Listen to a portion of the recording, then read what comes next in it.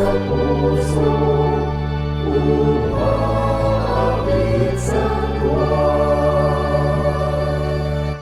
Ako ay nalatag sa nangangawit, magdadasal ang bighati.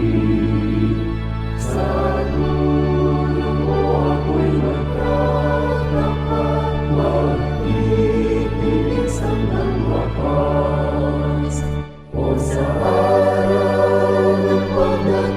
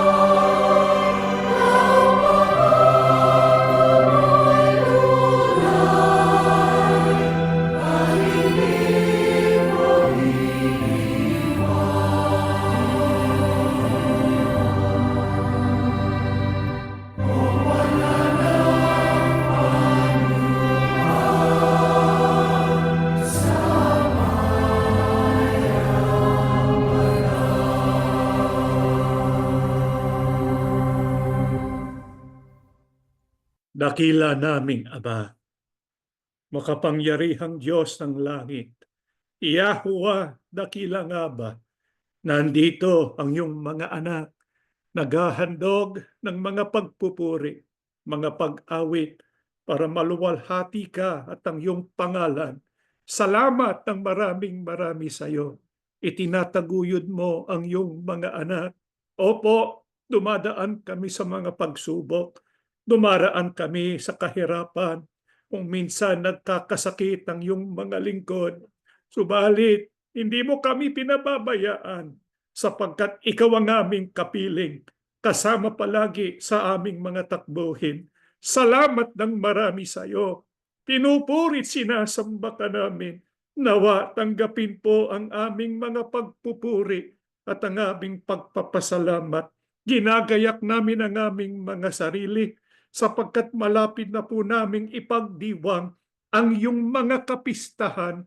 Alam namin may dahilan kung bakit mo ito tinaguyod. Nawa matutunan namin ito upang sa pagsasagawa namin ng mga kapistahan, ikaw po ng aming maluwalhati. Pakipatawad pong ganap sa lahat ng aming pagkukulang. Pakilinis po ang aming puso't budhi. Gawin po kaming karapat-dapat na makapiling ka. Panginoong Yahushua, ikaw po ng aming tagapagligtas. Dahil sa iyong sakripisyo, nandito kami, naging mga anak ng Ama. Ikaw nawang patuloy makasama namin habang sinasamba't pinupuri ka. Aalalahanin namin ang lahat ng iyong ginawa para sa iyong mga lingkod. Tulungan mo kami sa aming pag-aaral at lubos kaming patawarin sa aming pagkukulang. Ama, pakibasbasan po kami habang nakikinig kami sa iyong mga aral. Pakisugo po ang iyong banal na Espiritu. Gabayan pong lahat ng aming gagawin. Pakibasbasan ng iyong mga anak, gayon din ang aming kabuhayan upang kaming lahat makatugon sa pangangailangan ng aming sambahayan. Pakibasbasan, Ama, ang iniabuloy ng iyong mga anak. Maluwalhati ka dahil ito'y galing sa aming puso, akay ng pananampalataya. Kami po'y sumasampalataya, Ama. Dininig mo ng aming panalangin sa pangalan po ng aming tagapagligtas na si Yahushua HaMashiach. Amen.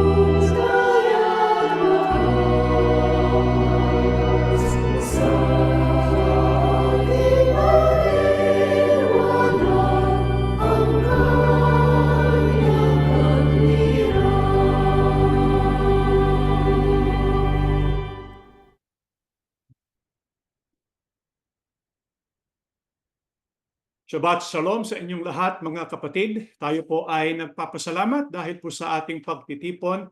Tayo ay may pagkakataon ngayon para purihin at sambahin si Yahuwah at si Yahushua HaMashiach. Ang ating pag-aaralan ay patungkol po sa kapistahan ni Yahuwah Abba at kung bakit kahit sa panahon natin ngayon, sa panahong Kristiyano, ay itinataguyod at pinagdiriwang natin ang kapistahan ni Yahuwah Abba. Marami po kasing nagsasabi dahil tayo ay sa panahong Kristiyano, hindi na raw dapat pahalagahan ang tinatawag na mga kapistahan sapagkat ito raw ay inilunsad lamang para sa panahong ng Old Testament. Kaya sa panahon natin ngayon, wala na pong kinalaman ang mga Kristiyano sa pagdiriwang sa kapistahan ni Yahuwah. Subalit, ano po ba talaga ang kahulugan ng mga kapistahan ni Yahuwah Abba at kung bakit dapat lang ito'y itaguyod pa rin ng mga lingkod ng ating Panginoong Yahushua. Kaya magsimula po tayo sa ating pag-aaral. Ano po ba itong mga kapistahan ni Yahuwah? Dito po sa Levitico 23 ang talatay 4, ito ang mga takdang kapistahan ni Yahuwah ng mga banal na pagpupulong na inyong itatanyag sa takdang panahon. Ano po ang binabanggit ng Biblia na mga kapistahan ni Yahuwah? Ang sabi po rito, ito ay isang banal na pagpupulong. Sa makatwid, yung mga kapistahan na binabanggit sa Biblia ay isang banal na mga pagsamba o pagtitipon. Sa makatwid, kapag tayo po ay nagtataguyod o tayo ay nagsasagawa ng kapistahan ni Yahuwah, meron po tayong tanging pagsamba sapagkat ito ang kahulugan o isa sa kahulugan ng mga kapistahan ni Yahuwah. Ano-ano po ba itong mga kapistahan na ito ay mga tanging pagsamba o tanging pagpupulong? Dito po sa susunod na slide, meron po tayong mga kapistahan, halimbawa kapistahan ng Paskwa, kapistahan ng walang lebadura, kapistahan ng pinakapangunang bunga. Ito yung mga tatlong kapistahan na ating itataguyod sa darating na buwan. Malapit na ang mga kapistahang ito. Ito nga ang dahilan kung bakit tayo ay nag-aaral ngayon sa pagsambang ito patungkol sa kapistahan. Kaya yung unang set ng kapistahan ay ang nakasulat diyan. Mapansin po ninyo, hinati po yung 7, ano po ba yung Tagalog ng 7? 7. Hinati po yung 7 kapistahan ni Yahuwah sa 3 pagkahati. Meron pong first one sa panahon ng mga springtime, Paskwa, walang lebadura at pinakapangunang bunga. Katapusan ng spring, malapit na sa summer, yung tinatawag na Pentecostes. At yung huling 3, sa bandang fall o autumn season, ay ang kapistahan ng mga trompeta, araw ng pagtubos, at kapistahan ng mga tolda. Ito po yung 7 mga kapistahan ni Yahuwah. Bakit po natin tinataguyod pa ang mga kapistahan ni Yahuwah? Yung mga unang lingkod ng ating Panginoong Yahushua, yung kanyang mga pangunahing alagad, yung mga apostol, sila po ba'y nagtaguyod ng mga kapistahan ni Yahuwah? Pakinggan po natin ang nakasulat po sa Korinto 5:7 hanggang 8. Ito po'y sulat ni Apostol Pablo sa mga taga-Korinto. Karamihan po sa kongregasyon ng Korinto ay mga hentil. Hindi po sila mga Hudyo. Pero sila'y sumampalataya sa Panginoong Yahushua na isama sa katawan ni Yahushua. Ano po ang utos ni Apostol Pablo sa kanila? Ang sabi, ipangilin natin ang pista, tinapay na walang lebadura. At si Kristo ay bilang yung tinatawag na kordero sa makatwid sa panahong Kristiyano, sa pangunguna at pagtuturo ni Apostol Pablo, yung mga unang Kristiyano ay nagtaguyod pa rin ng mga kapistahan ni Yahuwah. Ano pa? Ito po sa Gawa 2:1 hanggang 4. Ang sabi rito, meron pong araw ng Pentecostes. Kung tutuusin yung araw po ng Pentecostes, ito po yung araw kung kailan nanganak o pinanganak ang Eklesiya. Sapagkat sa Pentecostes nagkaroon ng pagtitipon ang mga tao at yung mga sumasampalataya sa Panginoon Yahushua, natanggap nila yun pong regalo, yun pong gantimpala, yung banal na Espiritu. Sa makatwid, Pentecostes, yung Paskwa, yung kapistahan ng tinapay na walang lebadura, ito po'y tinaguyod ng mga apostol. Ito'y sa pangunguna ni Pablo, ni Pedro at ng iba pang mga alagad ng ating Panginoong Yahushua. Ano pa? Dito po sa Gawa 20:16. Ang sabi po ni Apostol Pablo, meron po siyang binabanggit ng mga kaarawan ng mga tinapay na walang lebadura at yung araw din ng Pentecostes. Ano pa? Panahon naman ang Panginoong Yahushua naman.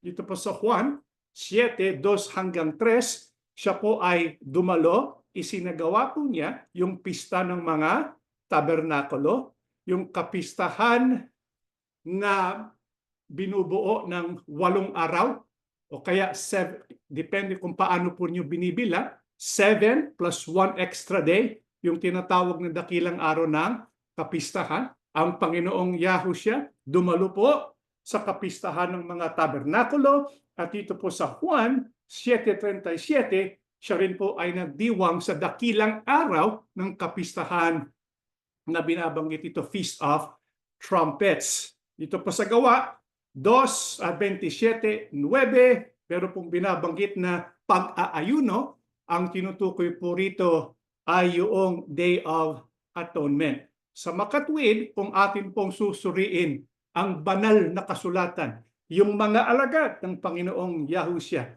sa pangunguna ni Yahushua mismo, mga apostol, silang lahat ay pinagdiwang nila, itinaguyod nila yung kapistahan ni Yahweh. Kaya kung ito po ay pinagdiwang ni Yahushua ng mga apostol at ang mga unang alagad, hindi po ba dapat rin ay ipagdiwang natin yung kapistahan ni Yahweh? Opo. Subalit, paano natin dapat isagawa? Paano natin dapat itaguyod o kaya ipagdiwang ang kapistahan ni Yahweh? Pakinggan po natin ang Colosas 2:16-17. Sino man nga ay huwag humatol sa inyo tungkol sa pagkain o sa pag-inom o tungkol sa kapistahan o bagong buwan o araw ng Sabat, na isang anino ng mga bagay na magsisidating. Ngunit ang katawan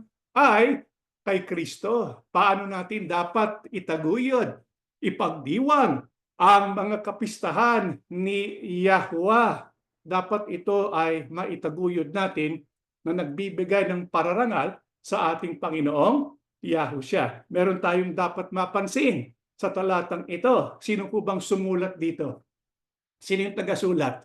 Si Apostol Pablo. Sino pong kanyang sinulatan? Yung mga taga-Kolose, yung mga kapatid sa Kolose, karamihan po sa kanila ay mga Hentil, hindi po mga Hudyo. Sila po ba ay tumutupad o nagdiriwang sa tinatawag na kapistahan? Opo. Kaya lang ang problema, yung kanilang pagdiwang ng kapistahan, pinagtatawanan ng iba. Sapagkat sinasabi nila mali daw yung kanilang pagtataguyod sa kapistahan ni Yahweh. Kaya nga anong sabi ni Apostol Pablo sa kanila bilang pagpapayo, sino man nga ay huwag humatol sa inyo. Tungkol saan? Tungkol sa kapistahan. Kung hindi na po mahalaga, hindi na dapat itaguyod yung kapistahan ni Yahweh, bakit po sinabi ni Apostol Pablo, huwag kayong pumayag na kayo ay hatulan tungkol sa mga kapistahan? Sa makatwid, itinataguyod nila. Subalit, hindi nga po katulad ng pagtataguyod ng mga ibang sekto. Marami po kasing mga sekto noon. Sila ay naniniwala yung kanilang paraan ng pagtataguyod ng kapistahan ng tama. Sabi ni Apostol Pablo, hindi. Ang mahalaga ukol po sa pagtataguyod o pagdiwang ng kapistahan ay ano? Kapag ito'y ginagawa sa diwa o kaya patungkol sa pagpupuri at pararangal kanino? Kay Yahushua. Bakit? Dahil po sa talatang 17, ang sabi, yung mga kapistahan, yun po'y isang anino ng mga bagay na magsisidating, ngunit ang katawan ay kay Kristo. Sa makatwid, yun pong mga kapistahan ni Yahweh, may dakilang dahilan kung bakit niya ito'y pinatupad. Ano po yung dakilang dahilan na yun? Ito pala'y patungkol kanino? Kay Yahushua.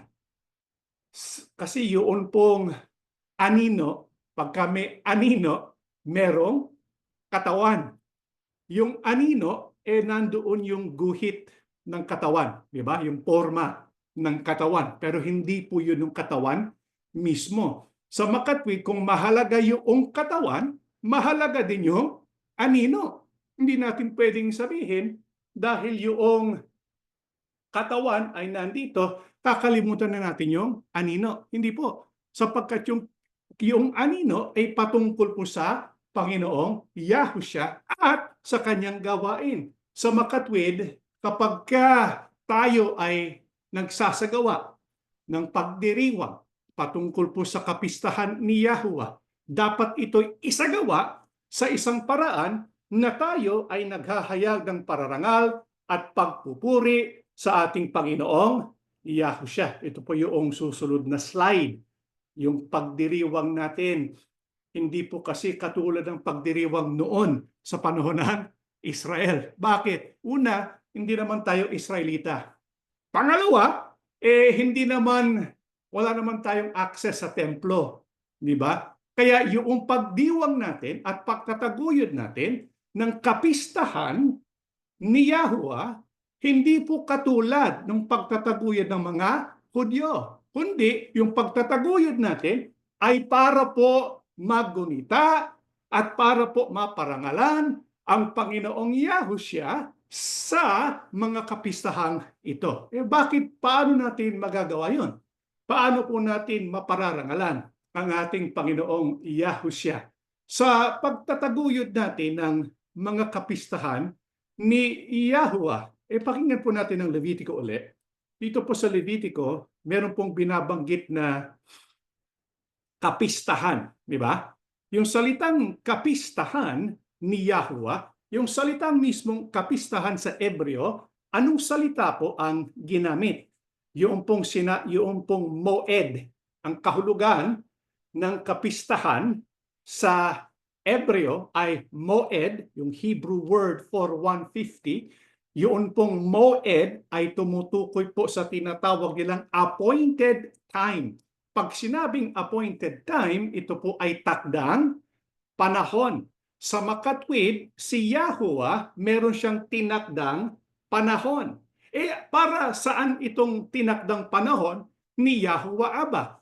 Ito ay takdang panahon para sa gagampanan ng Panginoong Yahushua. Kaya nga sinabi ni Apostol Pablo, yung kapistahan, yun po'y patungkol sa Panginoong Yahushua. Kaya nga kapag pinagdiriwang natin, yun pong kapistahan ni Yahuwah, ito po bilang pag-aalaala, paggunita sa mga ginampanan ng Panginoong Yahushua sa panahon ng mga kapistahan, sapagkat yung mga kapistahan na nanguhuhulugang moed patungkol po sa gagawin ni Yahushua sa mga takdang panahon. Ibig sabihin, sa takdang panahon ng kapistahan, meron gagawin si Yahushua patungkol sa ating kaligtasan. Halimbawa, ano po bang ginawa ng ating Panginoong Yahushua sa panahon po ng kapistahan ng Paskwa, yung tinatawag nating Passover? Ito nga ang ating unang ipagdiriwang sa April the 12th, di ba? Ano po ba ang ginampanan ng ating Panginoong Yahushua noong pong Passover? Pakinggan po natin dito po sa Lucas 22, 19, 20, at siya'y dumampot ng tinapay at nang siya'y makapagpasalamat ay kanyang pinagputol-putol at ibinigay sa kanila na sinasabi, ito'y aking katawan na ibinigay dahil sa inyo. Gawin ninyo ito sa pag-aalaala sa akin. Gayon din naman ang saro pagkatapos na makahapon na sinasabi, ang sarong ito ay bagong tipan sa aking dugo na bubuhos ng dahil sa inyo. Datapwat sinasabi ko sa inyo, ang nabuhat ngayon ay hindi na ako iinom nitong bunga ng ubas hanggang sa araw na iyon na inumin kong panibago na mga kasalo ko kayo sa kaharian ng aking Ama. Ano po ang isang ginawa ng ating Panginoong Yahushua nung araw po ng Passover? Isang moedim, isang takdang panahon ni Yahuwah para kay Yahushua. Ang ginawa po ng ating Panginoon Yahushua, nagsagawa po siya ng Passover kasama yung kanyang mga alagad at meron po siyang itinatag. Ano po yung itinatag ng ating Panginoong Yahushua? Yung tinatawag na panibagong tipan. Nasa ano ba tayo? Saan ba tayo napailalim? Doon po sa unang, yung sa Old Testament, doon po sa Mosaic Covenant, hindi po doon. tayo kasama sa tinatawag na bagong tipan. Sino po ang ministro ng bagong tipan? Walang iba kundi ang Panginoong Yahushua. Nung Passover, may sinagawa ang ating Panginoon Yahushua. Itinipon niya yung kanyang mga alagad at sinabi niya patungkol doon po sa panibagong tipan na kanyang gagampanan. Kaya nga, pagkatapos nito, manalangin siya sa Gethsemane, alam niyo po, tapos inaresto siya, tapos siya po ay ipinako sa krus at namatay bilang Passover lamb. Sa makatwid sa araw ng Passover, ano pong ginawa ng ating Panginoong Yahushua? Siya'y namatay sa krus. Bakit? Para po matubos ang ating mga kasalanan. Dahil po yung kanyang dugo, yun ang pinakadahilan kung bakit tayo merong tipan ngayon.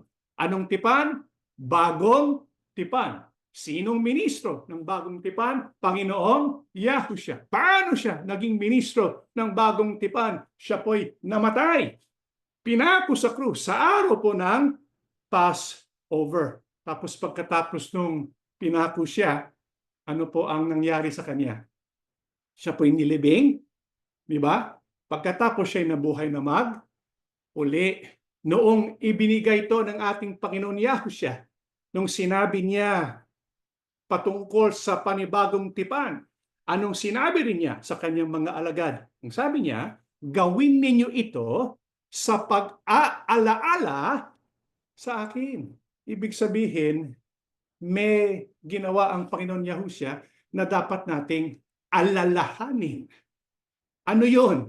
Yung ginawa niya sa araw ng Passover. Paano natin alalahanin ang ating Panginoon Yahushua?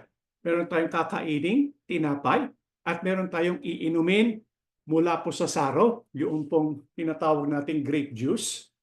At dahil sa paraang ito, inaalaala natin ang ating Panginoong Yahushua.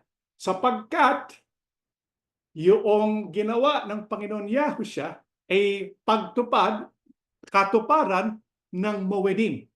Katuparan ng kapistahan ni Yahuwah. Kaya nga kung atin pong pag-aaralan yung iba't ibang kapistahan, halimbawa yung kapistahan ng Paskwa, anong ginawa ni Yahushua? Namatay siya sa krus. Kapistahan ng walang lebadura, siya po'y nailibing. Sa kapistahan ng pinakapangunang bunga, anong ginawa ng Panginoon Yahushua? Siya po ay binuhay na uli. Sa makatwid, ang Panginoong Yahushua may ginampanan sa takdang panahon alinsunod doon po sa mga kapistahan na ibinigay ni Yahuwah. Kaya nga, mahalaga sa atin yung mga kapistahan. Bakit? Mahalaga kay Yahuwah. Mahalaga kay Yahushua. Sapagkat yung mga kapistahan, pinagdiriwang natin yung mga ginawa ni Yahushua para sa atin. Hindi ba malaking kalapastanganan? Kung hindi natin ipagdiriwang yon, isipin niyo po, ibinigay niya ang kanyang buhay para sa ating kasalanan, para tayo maging anak ng Diyos, tapos hindi natin ipagdiriwang yung ginawa ng ating Panginoon Yahushua. Kaya nga, pagdarating po ang Passover, kapistahan ng walang lebadura, kapistahan ng pangunang bunga, talagang gagawin natin yung nararapat. Ipagdiriwang natin, itataguyod natin, itatanyag natin ang mga kapistahan ni Yahuwah na tinupad ng ating Panginoong Yahushua. Ito rin ang gagawin natin sa araw po ng Pentecostes. Sapagkat sa araw ng Pentecostes, anong ginawa ng ating Panginoong Yahushua? Isinugo niya ang banal na Espiritu.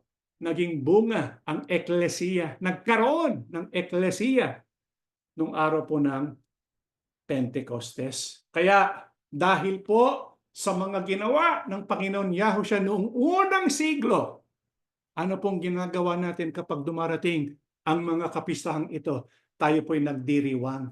Paano po tayo dapat magdiwang? Pakinggan po natin dito po sa Levitico uli. Ang sabi po kasi yung kapistahan ni Yahuwah ay merong isinasagawang banal na pagpupulong. Hindi lang basta tayo ay magpapasalamat. Mabuti na tayo ay nagpapasalamat. Pero ito'y isinasagawa sa isang paraan. Sinabi, banal na pagpupulong. Kapag sinabi banal na pagpupulong, ano pong nasa isip ninyo? Pagsamba, pagtitipon, di ba? Yung ginagawa nating pagtitipon ngayon, meron tayong in person, meron din po tayong sa pamamagitan ng Zoom o kaya sa online. Pagtitipon pa rin yun. Bakit po ginagawa natin itong pagtitipon? Sapagkat ito kasi ang pinagagawa sa atin ng Biblia.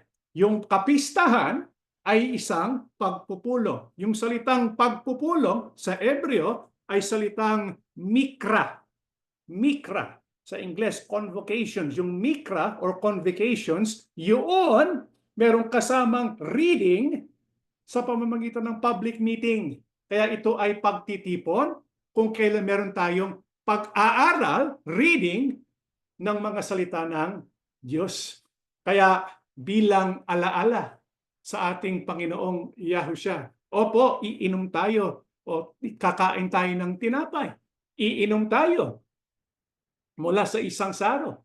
Pero meron din po tayong tinatawag na public meeting, meron po tayong tinatawag na public reading o kaya pag-aaral ng mga salita ng Diyos sapagkat sa ganitong paraan, inaalaala natin yung mga sakripisyo at kamatayan ng ating Panginoong Yahushua patungkol sa ating kaligtasan. Kaya kapag tayo po ay may pagtitipon, aalalahanin natin yung mga ginawa ng Diyos at ng kanyang anak.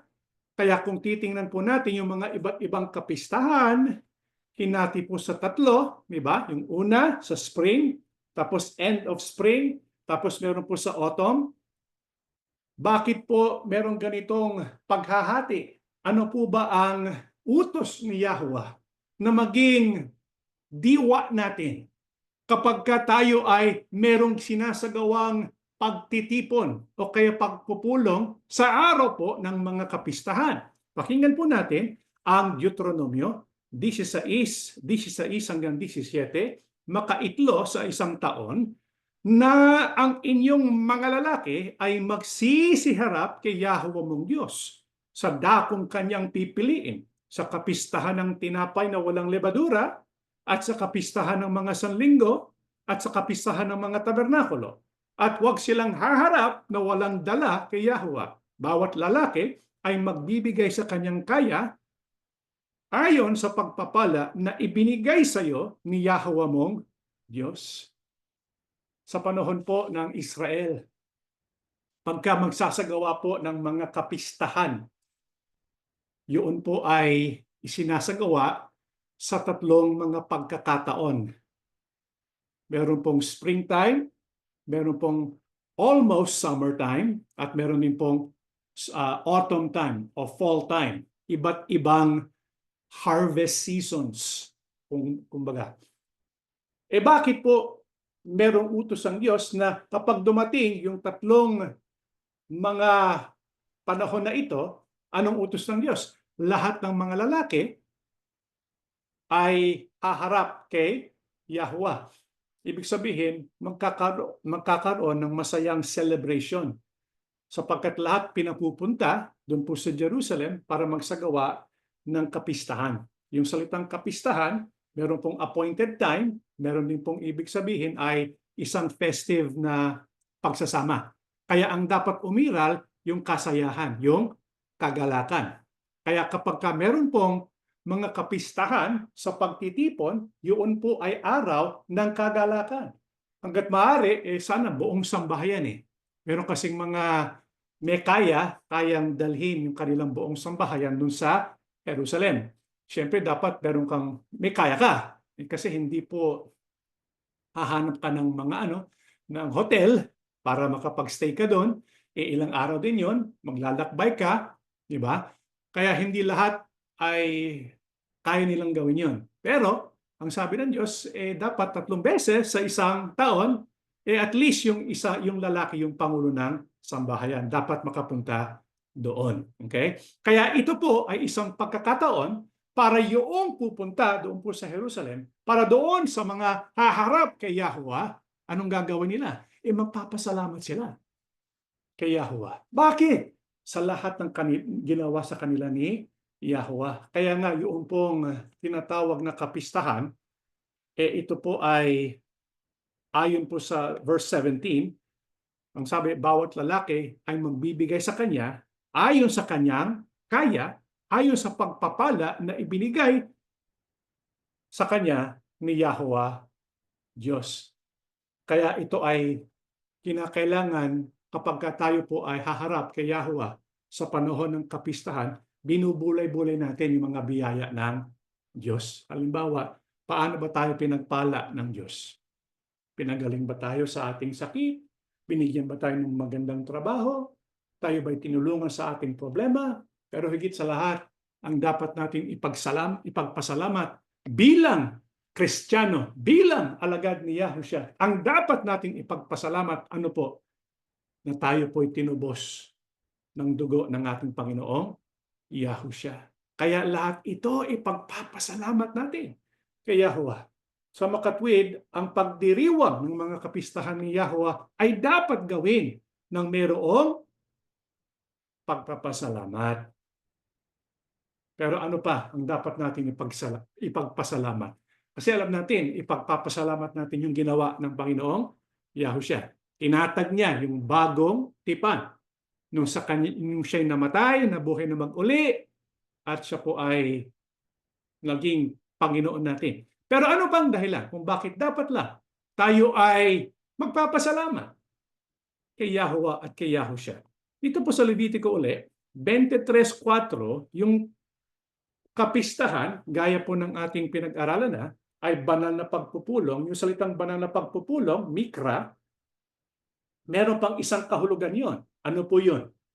Ayon po sa Hebreo, yung salitang mikra, public, yung pong convocation, yung banal na pagpupulong, ano po ang nabanggit dito? Ano pang isang kahulugan nun? Ito ay isang rehearsal. Pag sinabing rehearsal, ano pong ibig sabihin nun? Isang pagsasanay. Ibig sabihin, meron tayong isinasanay na mga bagay na hindi pa natutupad. Meron pong mga gagampanan pa ang Panginoong Yahushua na hindi pa niya nagagampanan. Ano po ba ang nagampanan na ng ating Panginoong Yahushua? Nagampanan niya yung kanyang gawain patungkol sa kaligtasan na nakaukol doon po sa araw po ng Passover, tsaka Feast of Unleavened Bread, tsaka Feast of First Fruits, tsaka doon po sa Pentecostes. Diba? Kaya nga, yung kapistahan, yung pagdiriwang sa mga kapistahan ni Yahweh ay isang pag-aalaala. Pag-aalaala sa mga ginawa na ng Panginoong Yahushua. Pero ito ay isa ring pagsasanay. Sapagkat meron pang hindi ginagawa ang Panginoong Yahushua na kanyang gagawin. Kailan? Sa hinaharap. Kaya nga, hindi natin pwedeng sabihin na kakalimutan na natin yun pong tinatawag na mga kapistahan ni Yahweh. Ano pang gagawin? Ano pang gagampanan ni Yahushua sa hinaharap na dapat natin ipagpasalamat? Pakinggan po natin ang Hebreo 8:6. Marahil ito'y alam na alam yung talata. Dapat ngayoy kinamtan niya ang ministeryong lalong marangal.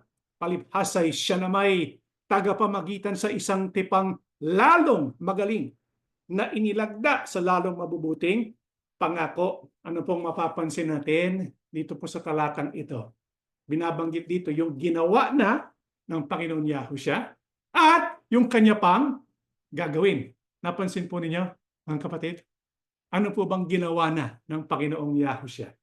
Ang ginawa niya, naitatag niya na yung bagong tipan. Anong tawag doon po sa bagong tipan? Isang tipang lalong magaling. Paano niya itinatag yun? Namatay, nalibing, at nabuhay na mag-uli. Kaya tapos na yon. Inaalaala natin yon at nagpapasalamat tayo. Pero nagpapasalamat rin tayo sapagkat meron pa siyang gagawin sa hinaharap. Ano po yun? Ang sabi, yung kanyang itinatag na isang tipang lalong magaling, yun po ay nakalagda sa lalong mabubuting pangako. Mga kapatid, tayo po tinubos ng dugo ng ating Panginoong Yahushua. Kaya tayo po maliligtas. Pero meron pa tayong hinihintay. Ano po yun? Yung mga pangako na napaloob yung sa kanyang bagong tipan. Anong kasama doon? Maluwalhating katawan. Hindi na tayo magkakasakit. Yung lupaing, yung paghaharian nating lupain. Ano pa? Makakasama natin siya sa langit. Kaya ito ay gagawin pa sa hinaharap. Itong ating pinaghahandaan. Itong ating pinagsasanayan. Saan po tumutukoy yan? Dito po sa susunod na slide, yun po ay tumutukoy sa gagawin ng Panginoon Yahushua sa nakaukol po sa kapistahan ng mga trompeta, sa araw ng pagtubos, at sa kapistahan ng mga torda. Ito po'y hinihintay natin. Hindi pa ito tinutupad ng ating Panginoong Yahushua. Gagampanan pa lang sa hinaharap. Yung mga unang gawain ni Yahushua na natupad na. Kasama po yung Paskwa, kapistahan ng walang lebadura, kapistahan ng pinakapangunang bunga, at yung Pentecostes. Kaya ito'y memorial di ba? Ito ay pag-aalaala. Inaalaala natin ito at tayo nagpapasalamat kay Yahweh at kay Yahushua dahil ito ay natupad niya para sa atin. Pero yung kapistahan ng tabernakulo, yung mga kapistahan na yon, yung mga takdang panahon na yon, gagawin pa sa hinaharap. Pero pinagpapasalamat na natin ito dahil alam natin kung paano tinupad ni Yahushua yung mga unang kapistahan. Tutuparin din po niya yung patungkol po sa kapistahan ng mga trompeta, araw ng pagtubos, at kapistahan ng mga torda. Ano po ang isa sa mga pinagsasanayan natin? Ano po ang tumutukoy doon po sa kapistahan ng mga trompeta? Ano pong isang pangako ni Yahushua na napaloob doon po sa pangako kasama sa bagong tipan? Pakinggan po natin ang mga huling talata na ating pag-aaralan dito po sa Juan 14:1-3. Huwag magulumihanan ang iyong puso. Magsisampalataya kayo sa Diyos. Magsisampalataya naman kayo sa akin. Sa bahay ng aking Ama ay maraming tahanan. Kung di gayon, ay sinabi ko sana sa inyo, sapagkat ako'y paroroon upang ipaghanda ko kayo ng dakong kalalagyan. At kung ako'y pumaroon at ako'y maipaghanda ng kalalagyan, ay muling paririto ako at kayo'y tatanggapin ko sa aking sarili upang kung saan ako naroroon, kayo naman ay dumuon. Mga kapatid, mahal na mahal tayo ng ating Panginoong Yahushua. Kaya nga, ibinigay niya ang kanyang buhay, tiniis niyang krus, para tayo po ay maging tunay na mga anak ng Diyos. Pero meron pang isang kahayagan ng pag-ibig ang ating Panginoong Yahushua. Kasi noong namatay siya para sa atin, nasiguro na ang ating kaligtasan. Tayo po ay naging nakatakda na tayong maging ikakasal sa Panginoong Yahushua. Yun ang isang kahulugan ng pagtubos ng dugo. Binayad niya yung halaga para sa kanyang magiging asawa. Ang eklesiya, ang magiging asawa ni Yahushua. Kaya nung namatay siya sa krus, ibinayad na yun pong halaga para sa babaeng ikakasal niya. Tayo po yun, mga kapatid. Nung namatay siya sa krus, tayo po ay nakatakdang ikasal kanino? Kay Yahushua. Para tayo ay makasama niya. Pero alam natin, hindi pa natin kapiling ang Panginoong Yahushua ng pisikal. Yun pong kasal, hindi pa dumarating. Kaya may pangako ang Panginoong Yahushua. Kasi kinakailangan umalis muna siya. Pero anong sabi niya sa kanyang mga alagad? Babalik ako. Itong pangako niya sa babaeng ikakasal. Itong pangako niya sa kanyang eklesiya. Babalik ako. Bakit siya babalik? Para kunin tayo. Dalhin tayo doon po sa bahay ng kanyang ama. Ginagaya para sa kanyang bride, para sa atin. Kaya babalikan tayo ng ating Panginoong Yahushua. Hindi pa po natutupad yon. Kailan matutupad yon? Pag tumunog na ang trompeta, babalik ang Panginoong Yahushua at tayo po'y kukunin niya. Kaya habang tayo naghihintay, ano pong ginagawa natin? Nagsasanay tayo. Paano tayo makakasama? Doon po sa kasal ng Yahushua at ng kanyang eklesiya kung hindi tayo nagsasanay. Kaya nga kasama po sa ating mga kapistahan yung pitong kapistahan. Inaalaala natin yung ginawa ni Yahushua. At tayo po'y nagpapasalamat sa gagampanan pa lang ng Panginoong Yahushua. Sapagkat hindi niya tayo iiwan. Babalik siya para kunin tayo, para makapiling natin siya magpakailanman. Yan pong ating leksyon. Tayo po'y tumayo at mananalangin. Dakilang Yahuwah, salamat po na marami sa iyo. Lahat ng mga pangyayari sa mundo, sa kasaysayan ng tao, mula nung umpisa hanggang sa panahon ngayon at hanggang sa panahon ng katapusan, may dahilan at kasama na sa iyong panukala. Salamat, inihahayag mo ito sa amin. Kitang-kita namin at damang-dama namin ang iyong pag-ibig, ang iyong pagmamahal. Di mo kailangan gawin ito. Ito'y pinili mong gawin dahil po sa iyong pag-ibig sa amin. Na bagamat di kami karapat-dapat, isinugo mo ang iyong bugtong na anak upang sa pamamagitan ng sakripisyo mo at sakripisyo niya, kaming lahat matubos, kaming lahat makasama mo sa langit para makapiling ka magpakilanman. Salamat ng marami sa kapistahan. Ito alam namin ay isang pagsasanay, isang mga araw ng pagpapasalamat na kami po'y magtitipon upang alalahanin ang iyong kabutihan ng loob. Ama, kami po ay babalik sa aming mga pagtitipon. Ginawa po namin ang aming magagawa para magsagawa kami ng isang banal na hapunan kung kailan aalalahanin namin ang sakripisyo mo, ang sakripisyo rin ng iyong buktong na anak. Nanditong yung mga anak, napakahalaga at napakaselan. Ang gagawin namin sapagkat hindi biro ang ginawa mo. Gawin mo kaming handa sa puso, handa sa pag-iisip, at habang tinutupad namin ang lahat ng kapistahan, maramdaman ka namin, Ama, ikaw ang kapiling namin para lalong lumakas ang iyong mga anak. Panginoong Yahushua, salamat ng marami sa iyo. Di mo kami pinababayaan. Mahal na mahal mo kami. Binigay mong buhay mo alang-alang sa amin. Kaya nakahanda rin kami magbuwis ng buhay. Mahal ka ng iyong mga lingkod. Pamagitan kami sa Ama. Gawin po kaming handa na alalahanin ng iyong sakripisyo at ang iyong kamatayan. Ama, salamat ng marami. Binasbasan mo ang assembly.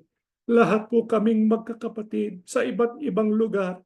Ikaw nang bahala, iligtas sa kapahamakan, lalo na ang iyong mga anak na nasa mga mapanganib na lugar. Tulungan mo ang bawat isa sa amin. Ipagkalobang pagkakataon, makasama kami sa bawat pagtitipon. Pakibasbasan ang aming kabuhayan. Pakibasbasan ang aming katawang laman. Lahat ng may sakit o karamdaman, ikaw nang bahala. Magmilagro ka, maghimala ka po para kaming lahat gumaling. Kaming lahat makatugon sa inaasahan mo. Ama, sumasampalataya kami. Tininig mo ng aming panalangin. Binasbasan mo kaming lahat sa pangalan po ng aming tagapagligtas na si Yahushua HaMashiach. Amen.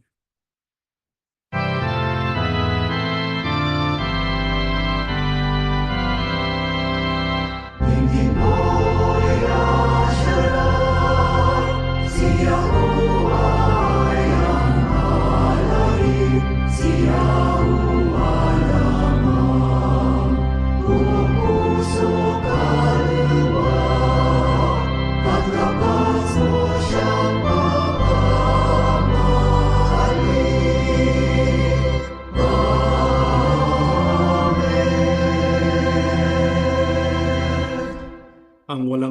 na pag-ibig at masaganang awa ni Yahuwah Abba, ang biyaya at kapangyarihan ni Yahushua HaMashiach, at ang laging pagsama ng banal na Espiritu sumaating lahat ngayon at magpakailanman.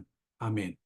Mga kapatid, konting paalala lang, yung ating pong BLP project, sana po natapos na natin yung ating pagbabasa sa mga aklat ng Joshua, Judges, and Ruth bilang paghahanda po sa ating BLP Life Class Saturday, March 29, 2025. Bukas na po ito, 3 p.m. Pacific Standard Time. Yung gagamitin po nating Zoom ID ay ganun pa rin yung Zoom ID na ginagamit po natin sa ating mga live classes. Yung po mga videos patungkol po sa mga aklat na binanggit ay available na po. Sana po ay mapakinggan natin para tayo ay lalong magabayan sa pagbabasa ng mga aklat na ito. At bilang panghuli, yung ating pong Lord's Supper, Passover, gagawin po natin in person sa Fremont. Pero ito ay broadcast din, pero hindi sa Facebook, kundi sa Zoom ID lamang. Bilang paghahanda, napakahalaga na kasama tayo sa pagsamba natin sa susunod na linggo sapagkat yung leksyong ituturo ay tungkol po sa pagpapahalaga at sa paghahanda sa ating banal na hapunan o Lord's Supper. April the 12 po yung ating Lord's Supper. Kung kayo po ay meron pong plano na gawin itong in-person kasama po namin, sana po sabihin po sa amin kaagad para maipaghanda namin yung inyong kopita. Kaya ito ay April 12, 2025. Natatapos na po ang ating pagsamba. May Yahuwah Abba and Yahushua HaMashiach bless all of us.